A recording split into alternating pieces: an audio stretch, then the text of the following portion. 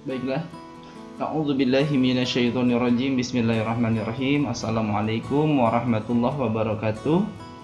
Sampurasun kasadayana dan semoga senantiasa kita memanjatkan puja-puji syukur kepada Allah, kehadirat Allah ilahi Rabbi yang senantiasa memberikan kita nikmat iman, nikmat sehat, nikmat Islam dan nikmat ihsan, sehingga kita bisa berkumpul talabul ilmi dalam forum streaming membahas mengenai materi sumber belajar. Dan tak lupa salawat salam Allahumma sholli ala sayyidina Muhammad wa ala ali sayyidina Muhammad kama shallaita ala sayyidina Ibrahim wa ala ali sayyidina Ibrahim fil alamin innaka Hamidum Majid. Semoga dengan salawat ini menjadi lantaran Allah ridho dan membukakan pintu langit sehingga kita diberikan kecerdasan dan kemampuan untuk menerima ilmu dan manfaatnya. Amin ya Allah ya rabbal alamin. Pada kesempatan kali ini sebagai pengantar mata kuliah manajemen pusat sumber belajar di Prodi MPI khususnya. Baiklah, kita akan bahas apa itu terkait dengan apa itu sumber belajar. Dan ini penting kita bahas sebelum membahas mengenai manajemen pusat sumber belajarnya. Karena manajemen pusat sumber belajar yang dimanage adalah sumber-sumber belajar yang memungkinkan nanti siswa mencapai tujuan pembelajarannya. Oke, pertama, apa itu sumber belajar? Nah, ada yang tahu barangkali teman-teman ataupun mahasiswa di sini? Ya, kita akan bahas satu persatu dari beberapa definisi. Sumber belajar adalah sekumpulan bahan atau situasi yang diciptakan dengan sengaja dan dibuat agar memungkinkan siswa belajar sendiri secara individual. Nah, ini dari definisi Percival dan Ellington menggarisbawahi bahan atau situasi yang diciptakan dengan sengaja dan dibuat. Jadi di sini sumber belajar adalah sebuah kondisi, alat ataupun materi yang memang dibuat secara sengaja sehingga siswa itu mampu belajar secara mandiri atau individu. Nah, seperti halnya kalau dibahas ini seperti hari ini kita daring. Itu kan situasi kondisinya dibuat gitu loh. Bagaimana caranya? Pembelajaran daring ini lewat video YouTube diciptakan, dibuat, memungkinkan mahasiswa ataupun juga pembelajar belajar secara individual, baik terbimbing maupun juga secara mandiri. Itu definisi menurut Percival dan Ellington. Ada juga definisi lain menurut ICT tahun 86 ya, 1986. Ini membahas bahwa sumber belajar adalah semua sumber yang dapat digunakan oleh pelajar baik secara terpisah maupun dalam bentuk gabungan untuk memberikan fasilitas belajar.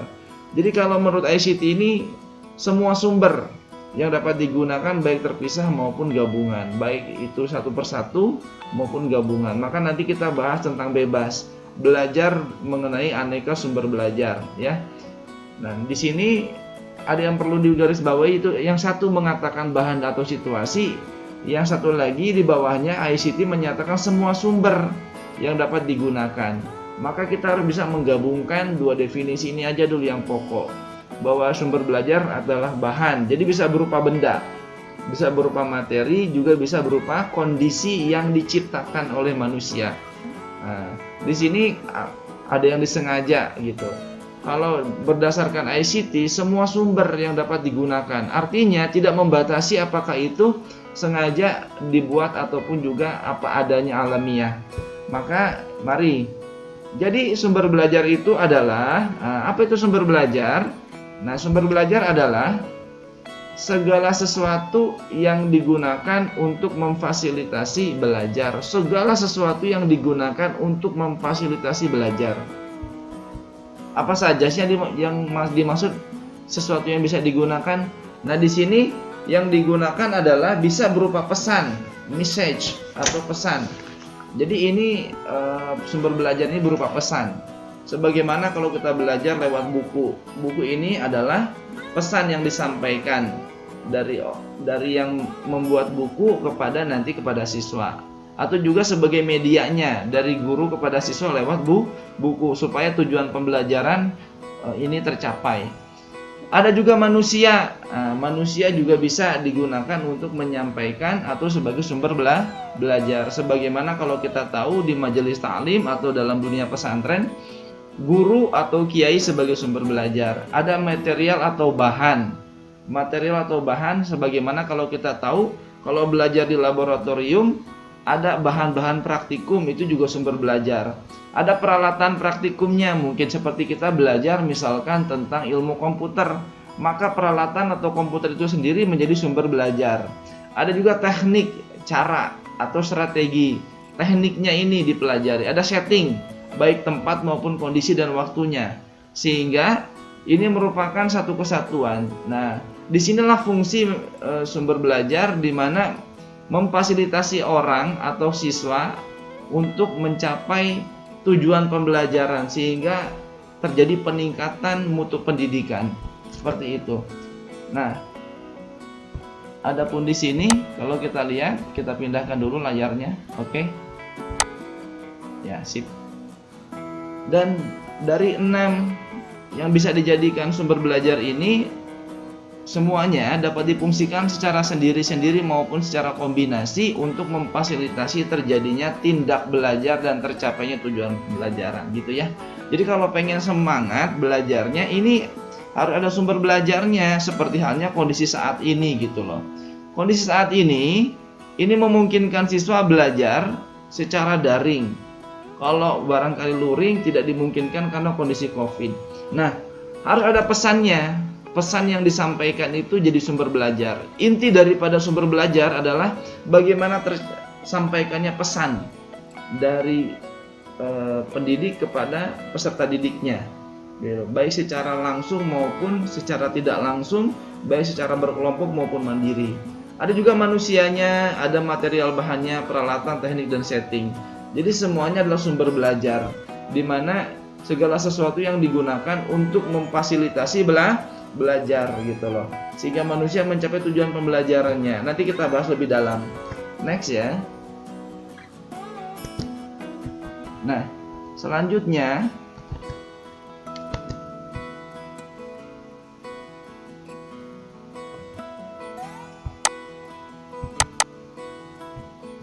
pengelompokan sumber belajar.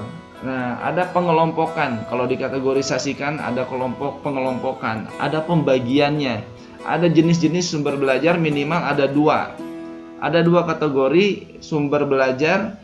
Yang pertama, ada by design, sengaja dikembangkan, terarah, dan formal. Tadi kita lihat definisi awal bahwa yang namanya sumber belajar adalah yang memang sengaja dibuat, dikembangkan gitu. Nah, ini by design. Jadi ada sumber belajar yang by design, misalkan dia memang sengaja dikembangkan, terarah, dan formal. Contoh perpustakaan, itu sengaja dikembangkan. Perpustakaan yang ada di sekolah-sekolah ataupun di perpusnas ataupun di pusda, itu dikembangkan memang untuk kebutuhan masyarakat sekolah, kebutuhan peserta didiknya, dikembangkan berdasarkan kebutuhan, berdasarkan kurikulum yang mau dicapai, berdasarkan tujuan pembelajarannya masing-masing. Makanya kalau kita berangkat ke perpustakaan sekolah berbeda ketika berangkat ke perpustakaan daerah. Lebih banyak buku-buku di perpustakaan daerah. Desainnya pun berbeda. Kalau kita lihat perpustakaan anak SD itu dengan perpustakaan anak TK, barangkali di TK atau di PAUD ada perpustakaan kecil, itu berbeda.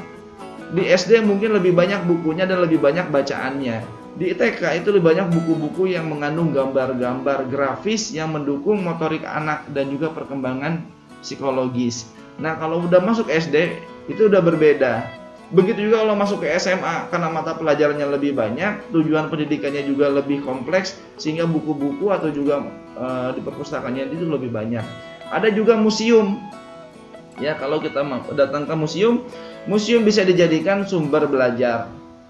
Kenapa gini? Nah, museum sendiri dikembangkan, ada museum sejarah, ada museum geologi, ya, ada diorama. Ada diorama. Kalau nanti ada kesempatan kita tidak lagi daring, kita bisa ke diorama. Apa itu diorama? Di mana tempat seperti museum, hanya saja dia lebih elok, lebih banyak desain-desain yang menggunakan layar-layar multimedia. Ada observatorium seperti Bosca, ya.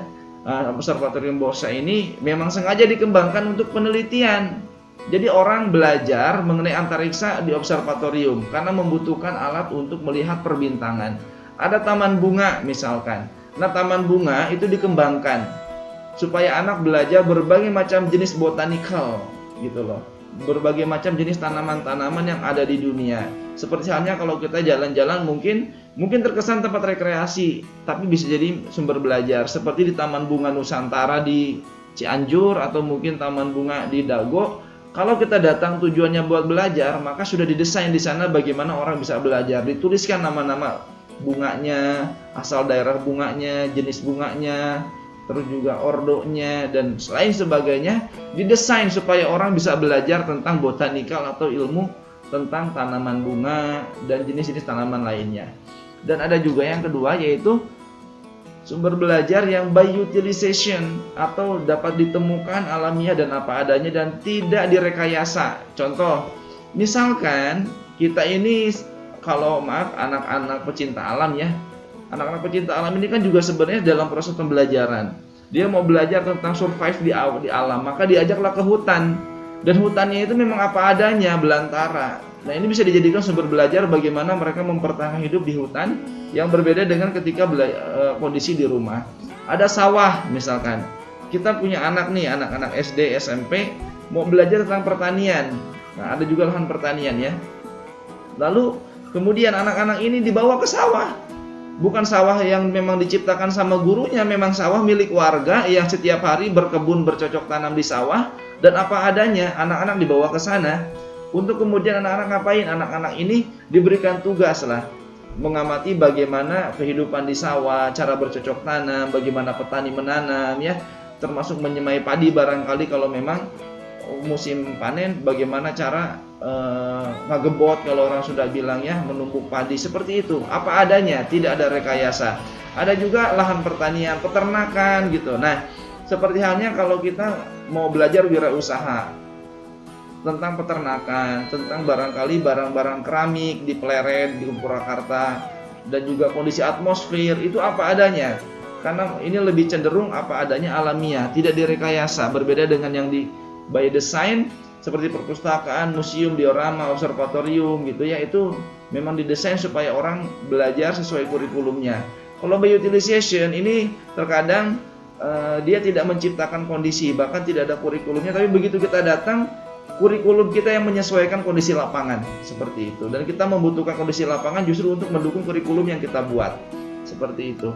Nah, dan di sini bagaimana keterkaitan sumber belajar dengan pendidikan. Nah, kita bahas mengenai Undang-Undang Sisdiknas nomor 20 tahun 2003. Di situ dijelaskan, pendidikan adalah usaha sadar dan terencana untuk mewujudkan suasana belajar dan proses pembelajaran agar peserta didik aktif mengembangkan potensi dirinya untuk memiliki kekuatan spiritual keagamaan, pengendalian diri, kepribadian, kecerdasan, akhlak mulia, serta keterampilan yang diperlukan dirinya masyarakat, bangsa, dan negara. Nah, ini dari definisi ini, bagaimana kita menarik satu benang merah keterkaitan sumber belajar yang kemudian kita kembangkan jadi manajemen pusat sumber belajar dengan pendidikan.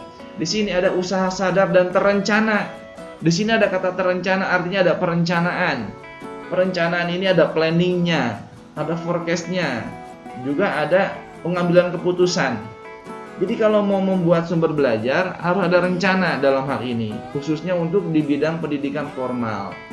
Ada rencana. Kalaupun ternyata sumber belajarnya itu by utilization atau yang tidak terencana, tapi tetap gitu loh, pendidikannya terencana. Mustahil ada guru yang ujuk-ujuk datang ke sawah ngajak anak-anaknya belajar di sawah tanpa tujuan pendidikan yang jelas.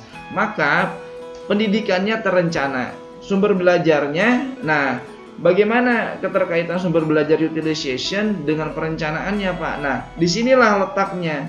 Jadi, walaupun memang sawah itu bukan punya si guru tersebut, peternakan bukan punya guru tersebut, namun sebelum guru ataupun juga pendidik mengajak peserta didiknya ke lokasi, itu pasti ada konfirmasi di awal dengan pemilik sawah. Gitu loh. Kondisi sawahnya memang apa adanya, tapi ada kondisi di mana diciptakan kondisi. Jadi kondisi materinya tetap apa adanya, namun menciptakan kondisi supaya anak bisa belajar. Disinilah letak manajemen pusat sumber belajar tidak sebatas menciptakan materinya, menciptakan ruangannya, seperti perpustakaan diciptakan ruangannya untuk belajar, namun kondisinya pun diciptakan, gitu loh. Kalau tidak diciptakan materinya atau tempatnya, maka diciptakan kondisinya. Contoh begini, di perpustakaan itu tempatnya disusun, sudah tersusun tertata rapi, ada buku catatan tamu, ada buku pengambilan, pengembalian buku, termasuk ada kartu. Nah, ini bagian daripada pengkondisian manajemennya. Dikondisikan juga, dibuatlah manajemen tentang SOP, standar operasional prosedur di perpustakaan. Tidak boleh ribut, tidak boleh membawa makanan, dibatasi jumlah pengunjungnya gitu. Termasuk juga dibatasi pengambilan bukunya. Nah, ini ada pengkondisian, meskipun sekalipun di dalamnya juga ada rekayasa bagaimana menciptakan ruangannya, terencana ruangannya. Nah, kalau di sawah ruangannya tidak terencana, tapi bagaimana kita sebagai orang manajemen pendidikan mendesain supaya kondisi yang ada di sawah bisa mendukung pencapaian pendidikan dan tujuan pembelajaran. Kita tidak mendesain sawah, tapi yang kita desain adalah kondisi di lapangan supaya anak mencapai tujuan pembelajaran. Nah, agar bagaimana? Agar anak-anak aktif mengembangkan potensi dirinya, mengembangkan spiritual keagamaan, pengendalian diri, kepribadian, kecerdasan, akhlak mulia, serta keterampilan yang diperlukan dirinya, masyarakat, bangsa, dan negara. Nah, itu saya harapkan lewat pengantar ini para mahasiswa dan juga yang mendengarkan streaming ini memahami dasar daripada sumber belajar yang kemudian di-manage. Jadi sumber belajar, kalau kita lihat kembali tadi, ada yang by design yang sengaja dikembangkan dan ada yang by utilization. Nah, kalau yang by design kita ulangi, by design ini diciptakan memang dari mulai gedungnya, tempatnya, posisinya, termasuk juga sampai kondisinya. Nah, kalau yang by utilization, tempatnya tidak terencana. Dalam arti kita tidak merencanakan bahwa tempatnya bentuknya seperti ini, enggak. Tapi yang kita ciptakan adalah kondisi pembelajaran di tempat yang by utilization, yang alamiah apa adanya. Demikian yang bisa kita bahas. Nah, diharapkan mahasiswa memahami pentingnya sumber belajar dalam pembelajaran dan mampu memanage dari mulai perencanaan, pengorganisasian, kemudian evaluasi sampai tindak lanjut daripada pemanfaatan pusat sumber belajar. Demikian apa yang bisa saya sampaikan. Semoga kalau ada manfaat, semoga menjadi barokah, sedekah ilmu bagi sesama, dan kalau ada kekurangan bisa kita kaji dan sharing di lain waktu. Hadza wallahu yar'ana wa yafaduna. Subhanakallahumma wa bihamdika asyhadu an la ilaha illa anta astaghfiruka wa atubu ilaik. Wassalamualaikum warahmatullahi wabarakatuh.